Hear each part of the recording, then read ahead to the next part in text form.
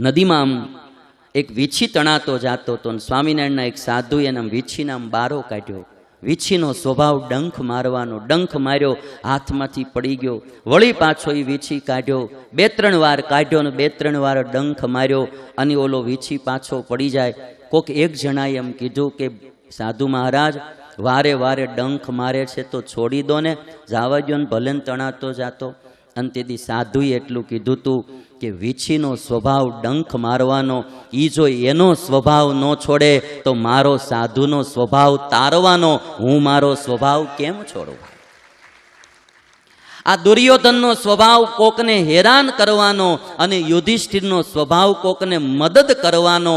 જો દુર્યોધન એનો સ્વભાવ ન છોડે તો યુધિષ્ઠિર એનો સ્વભાવ કેમ છોડે? ભાઈ, બસ મારે તમારે આ મહાભારતની કથામાંથી શીખવાનું છે. અને ઈશ્વર છે ને ભાઈ,